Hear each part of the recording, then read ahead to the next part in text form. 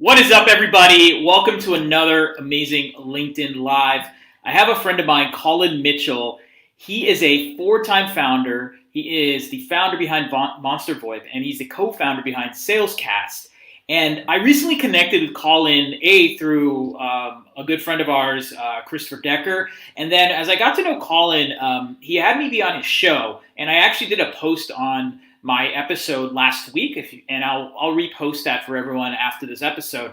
But as I was talking to him and I was hearing that interview, and also he's a parent, and I was thinking, you know what? Like, I keep hearing this whole topic of like, this is the new normal, like post COVID or whatever, those types of statements, and I'm obsessed with this whole topic of future of work. I've pretty much worked with our team at Peak Mindful to brand ourselves as like a future work platform using mindfulness. And so like I'm all in on this concept of future work. In fact, every LinkedIn Live that I do, I always put the hashtag future work so that, audiences or people who don't know me or Collin or other guests, they can hopefully see this when they on their feed. So I wanted to talk to Collin real kind of on his perspective on what he defines as, how to manage your life as a professional during this new normal, I guess. So yeah, man, thanks for joining me, bro. Yeah, Ash, thanks so much for having me on. I'm super excited to talk about something that I think is valuable to so many people. I've got some things, some thoughts to share, and I know that you probably have some to shed as well. We were just talking briefly before we hopped on here, and I think the biggest thing that comes to mind to me when talking about this new normal, future work, working from home, remote working, whatever you want to call it, is flexibility. Okay. Right? There's no more 9 to 5. Like, here's the times that you go to the office. I think as an employer, we just expect people to get their job done, whether that means working in between playing teacher to do this virtual school for their kids, or work at night before after they put the kids to bed. Like, when they do the work, depending on their job, doesn't necessarily matter as much as just the job gets done. Okay, that makes a lot of sense. And let's jump into the parent thing, because I am going to predict a trend that you're going to see more content in media on advice for parents. A couple of reasons. One is the plethora of millennials now that are more maturing from an income career standpoint. So that means new babies getting popped, new families being created. I'm saying for maybe even Gen Z, whichever, obviously, hopefully the adults version of Gen Z is having these families, Yeah. And then of course there's boomers who are having more older kids in general. So there's all this. So I feel that hearing from people like you, because how many kids do you have? I have three, and And if it were up to my wife, we'd be having a fourth. Fair enough. So as someone who has three kids and is juggling both, two companies and doing your show and doing other things, like, what advice do you give to parents during this whole time? Yeah, my wife my son just started kindergarten, right? And so my wife is now playing the role of teacher. But also, like, prior to that, before kindergarten starting, it was a lot more of like really being hands-on more with the kids, because they weren't able to go to school. So making sure to prep them for school, make sure that they're reading an adequate amount of time each day, making sure that they're learning the things that they're going to need to prepare them for school, because we didn't really know what was school going to be like. Were we going back to school? Were we not going to go back to school? And if we did go back to school, it was going to be very different, which we're seeing now, right? So just really, so now my wife, a lot of her day is doing school, especially with young kids. Like, as parents, a lot of us are very protective about like how much screen time do our kids get, right? Like, kids should only have a certain amount of screen time. And now we're telling them they got to sit in front of a screen for 60, 90 minutes or more per day doing school. And especially for younger kids that are just, have just started school, this is very different for them, and their attention spans are just not there. Fortunate, like my son, Jackson, got into our dream school that we wanted him to get into. In LA, it's always a big struggle of getting your kid into the school you want him to, because there's so many options. And so now, parents can't just expect their kids to sit down and do school and retain everything that they're supposed to learn, know what they're supposed to do. The parents actually have to be involved, and they're actually sitting and doing school with their kids. And this is, for elementary level, this is what I'm hearing from a lot of other parents, and I'm seeing firsthand with my wife as well. Me? Yeah. Yeah.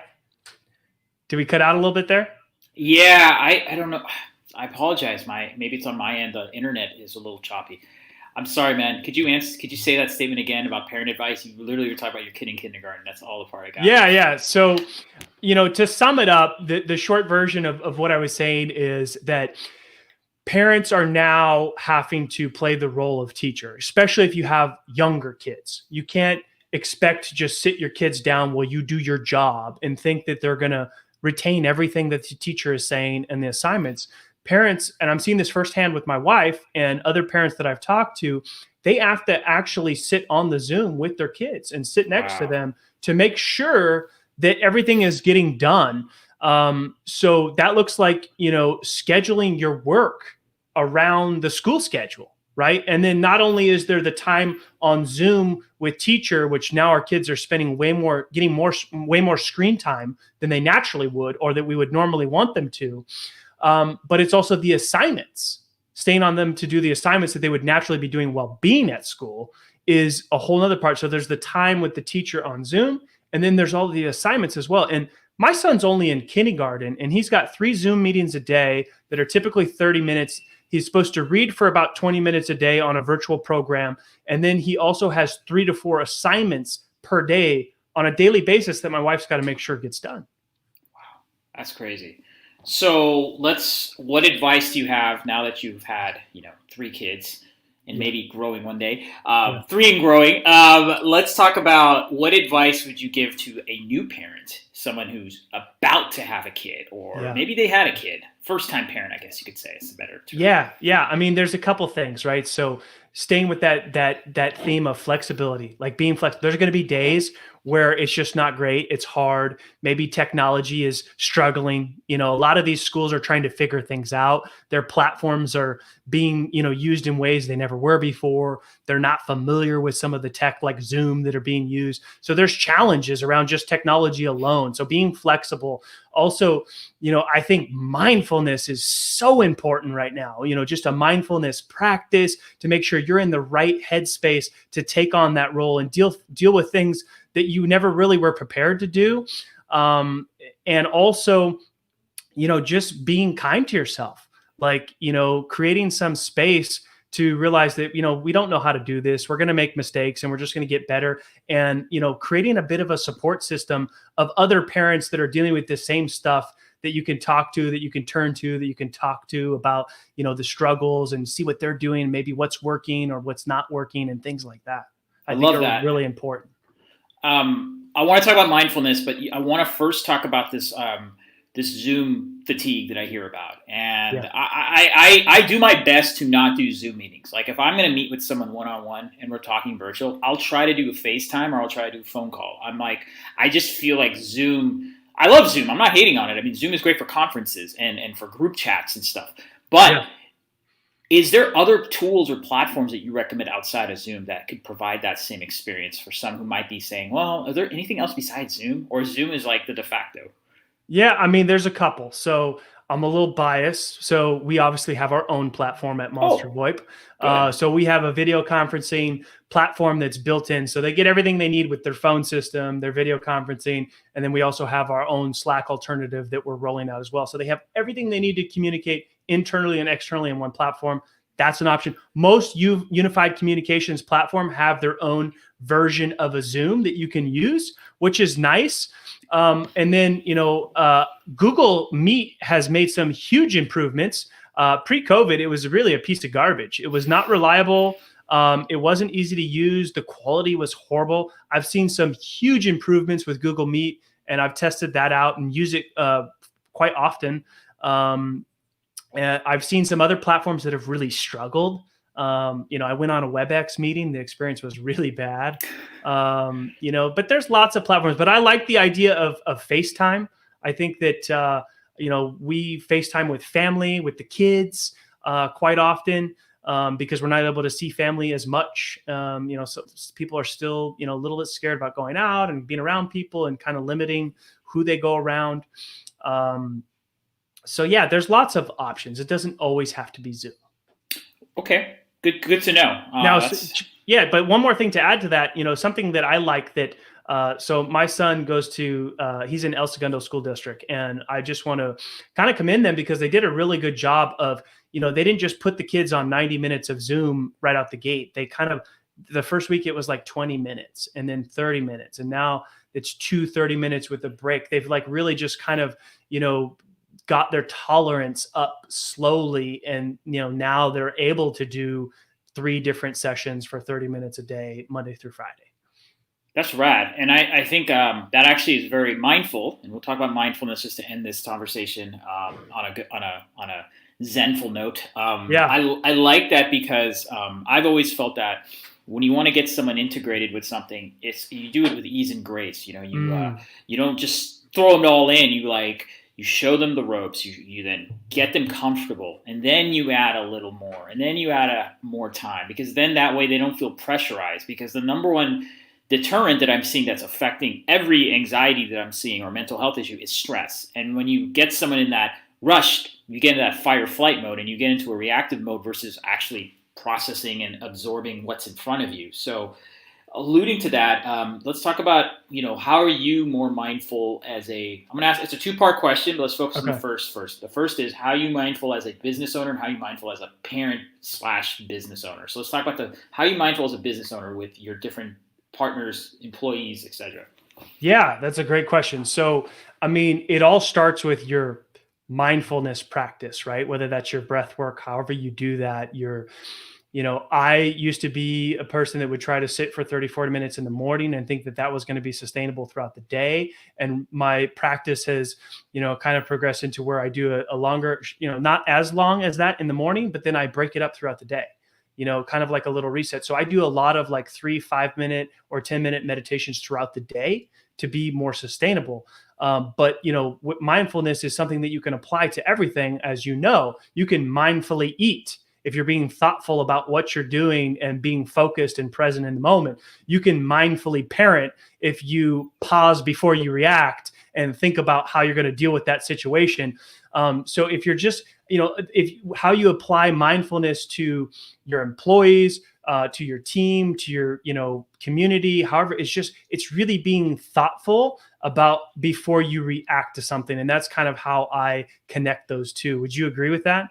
I totally would. I think it's helpful to connect and be mindful in the sense that there's no one solution. And as long as you have that open-minded, that flexibility, as you would say, then you can find mindfulness in anything that you're doing. Yeah.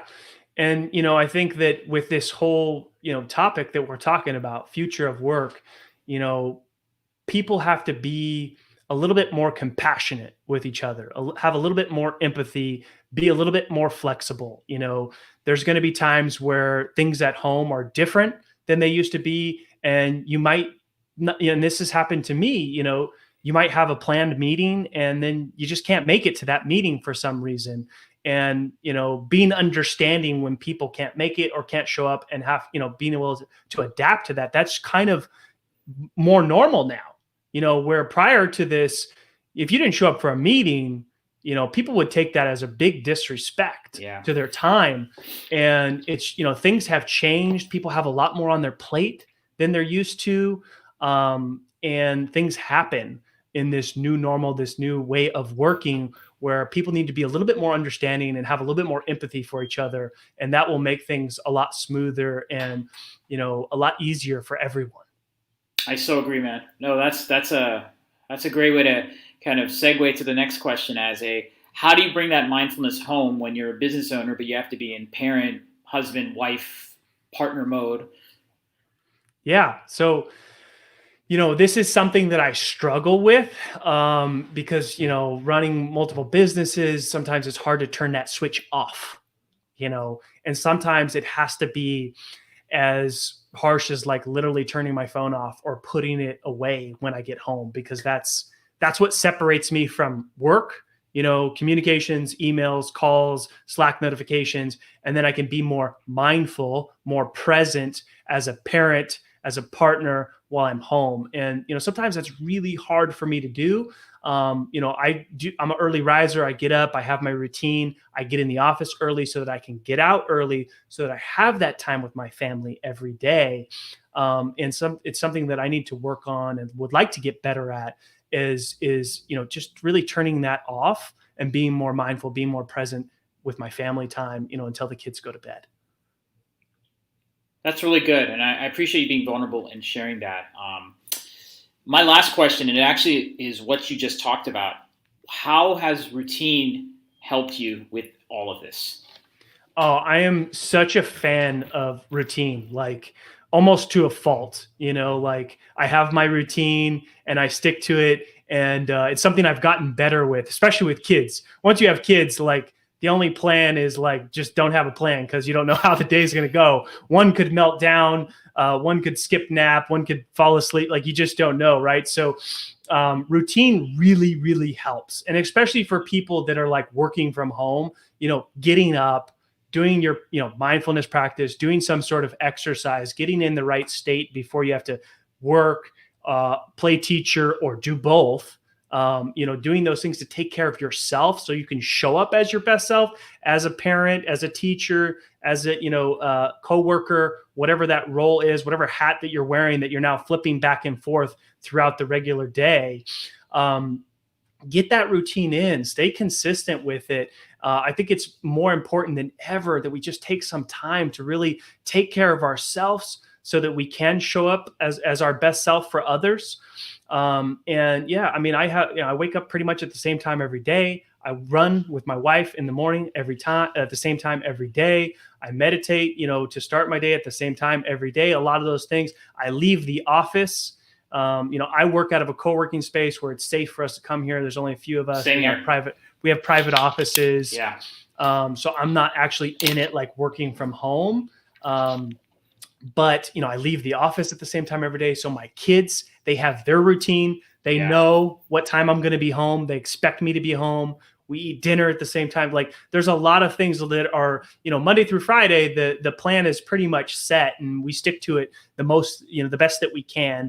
And there's some curveballs that come up occasionally, like kids melting down or, throwing their dinner on the floor. Who knows, what's going to happen. It's going to mess up that routine and it happens and it's just got to be okay with it. Okay. Well, Collin, this is not a goodbye. This is until we talk again. I'm pretty sure I'm going to have you on again. This is a really good conversation and really appreciate what you're doing. And honestly, man, keep up the good work. You're an inspiring parent and it's so cool what you're doing, man. Good luck with everything and, keep staying positive, man. I love it. Thanks, man. Appreciate it.